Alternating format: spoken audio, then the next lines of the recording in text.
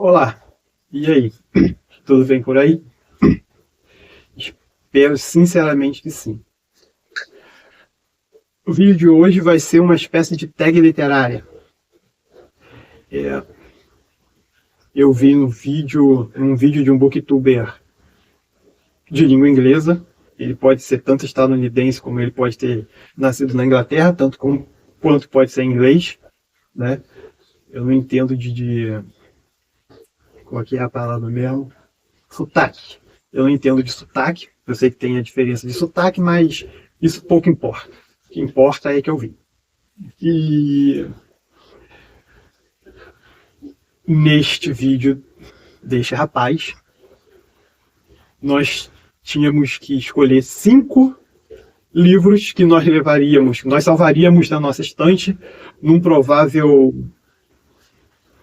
problema de grande porte, uma catástrofe, vamos dizer assim, né? Aí cada um imagina por que salvaria os 5 livros. Bom, eu escolhi meus 5 livros e vai ser exatamente deles que eu vou falar logo após a vinheta.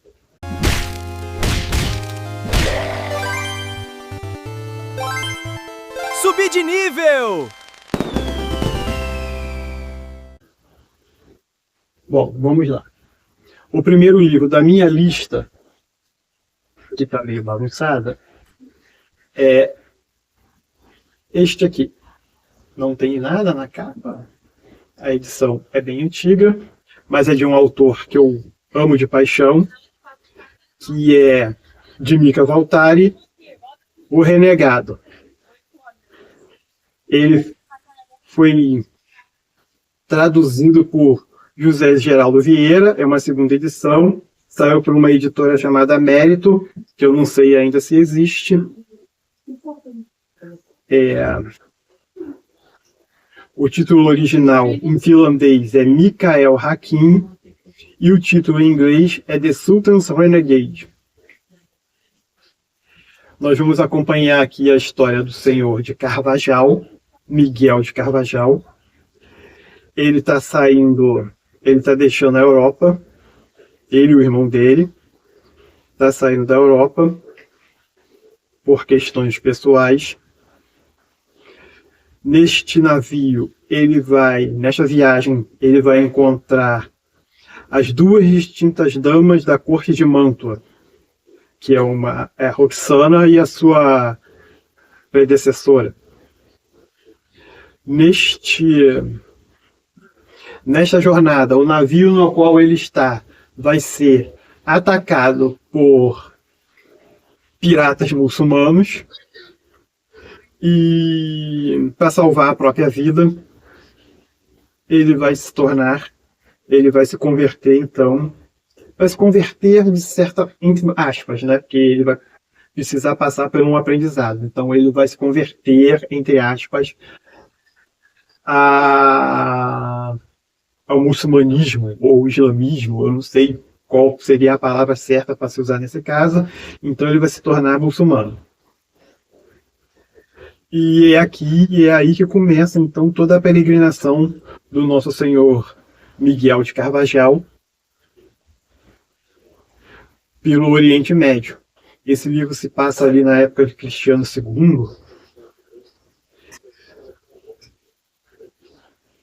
Ele se passa assim na época de Cristiano II, na época ali das grandes navegações, em que estava havendo uma expansão da Europa e também estava havendo uma expansão do Império Muçulmano pelo mundo. Então nós vamos ter aqui uma espécie de embate entre o cristianismo da época e o islamismo. Vou usar essa palavra, que eu não sei se é certa. O islamismo da época. O Miguel se casa com a Roxana, que é uma jovem que tem um olho azul e o outro verde. E assim nós vamos acompanhando o desenrolar da história dele. Uma das coisas que me chamou a atenção foi que aqui está contido um pouco, em um determinado capítulo, tem a história de Piri Reis, que foi o primeiro cartógrafo que desenhou o Mapa Mundi, levaria essa história comigo, salvaria e levaria comigo. O segundo livro que eu levaria comigo seria A Metamorfose, de Franz Kafka. Esse aqui é pela editora Itatiaia. E quem fez a tradução, vamos dar o crédito aos tradutores, se tiver aqui. Regina Regis Junqueira. É um livrinho fininho. Eu li quando era adolescente, depois eu li quando eu era jovem, quase entrando na minha idade adulta, jovem, assim, 18 para 19 anos. E depois eu venho lendo ele sempre que me dá vontade. Aqui nós vamos encontrar, né, a história do senhor Grigor Samsa, que certa manhã, ao acordar, ele já não é mais um ser humano, ele não passa de um inseto, que algumas pessoas traduzem como uma barata. E a partir desse momento, nós vamos acompanhar o desespero dele de tentar sair da cama, né, de tentar voltar para a vida normal dele, e vamos acompanhar também o desespero da família dele em entender o que está acontecendo dentro daquele quarto em que nós temos um senhor transformado em inseto. O terceiro livro da minha lista é de um autor inglês, também conhecidíssimo. Está nessa edição aqui que já está meio apagada, né? O hot stamp já está apagado. Eu comprei numa banca de jornal, ele custou R$10, na época que R$10 era basicamente R$100, né? Valia bastante, tinha bastante valor. Pela editora Suzano, não, pela Nova Cultural, e patrocinado pela Suzano. É de Charles Dickens, Um Conto de Duas Cidades, e a tradução é de Sandra Luiza Couto.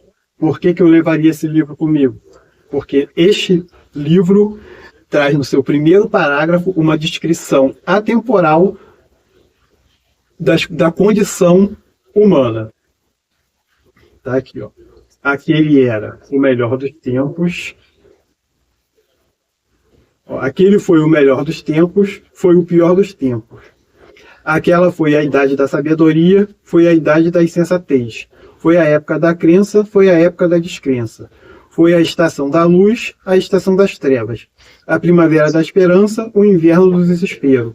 Tínhamos tudo diante de nós, tínhamos nada diante de nós. Íamos todos direto para o paraíso, íamos todos direto no sentido contrário. Em suma, o período era em tal medida semelhante ao presente que algumas de suas mais ruidosas autoridades insistiam em seu recebimento, para o bem ou para o mal, apenas no grau superlativo de comparação.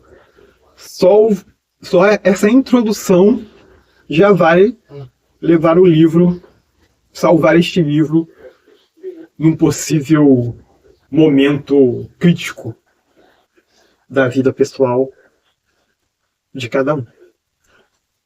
O quarto livro é de Friedrich Nietzsche. Deixa eu ver quem fez a tradução. A tradução é de Ciro Mioranza. Saiu pela Escala Educacional. Também comprei numa banca de jornal. Custou R$10, mas aí os R$10 já não tinha tanto valor assim. Assim Falava Zaratustra, ou Assim Falou Zaratustra. É um livro que algumas pessoas dizem que foi o que levou o Bigode lá a começar aquele movimento, ao movimento nazista. Não se tem muita certeza, porque acredita-se que ele era um pouco fã do senhor Friedrich, mas a questão aqui não é essa. Este é um livro que eu levaria porque ele é um livro complexo, é um livro que requer muitas leituras. Você vai ler uma vez, você vai deixar de lado, você vai ler duas vezes, você vai deixar de lado, e assim sucessivamente. E vai ter sempre alguma coisa nova brotando da releitura sucessiva desse livro. Também aqui nesse livro foi aonde surgiu o conceito de que Deus está morto, que faz com que as pessoas que acreditam em Deus arranquem os cabelos da cabeça, né?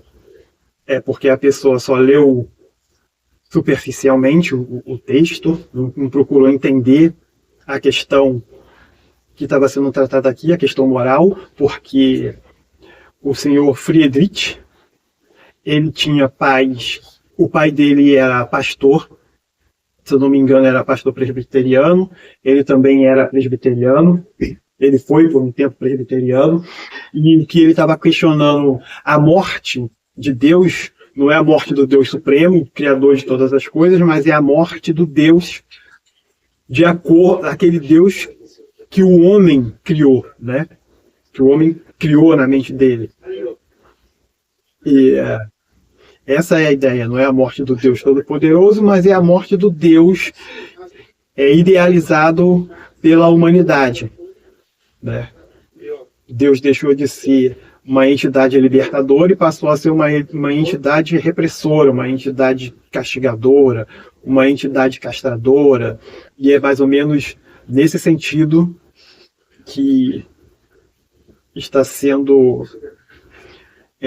argumentado aqui, né? Que está sendo debatido aqui.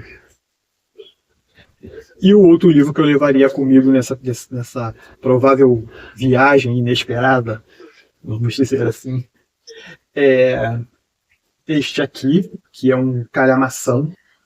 Eu tenho uma edição que eu também comprei em uma banca de jornal, que também foi R$10, que é em prosa, e que foi que me ajudou a fazer a leitura de uma primeira vez.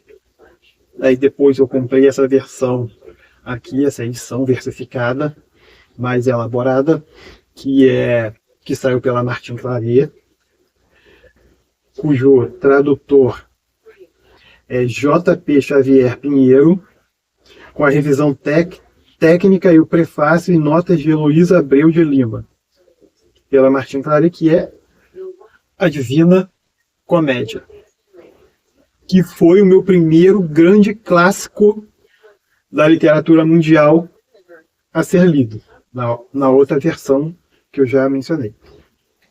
E por que eu levaria esse livro comigo? Eu levaria esse livro comigo porque isso aqui, para mim, foi assim o que me despertou para o ápice, né? que me fez ver assim o ápice da inventividade da mente humana, né? Tem até algumas pessoas que dizem que o Dante Alighieri, que o Dante foi a pessoa que inventou o inferno, né? Aqui nós vamos acompanhar a história do Senhor Dante, autor e personagem da própria obra.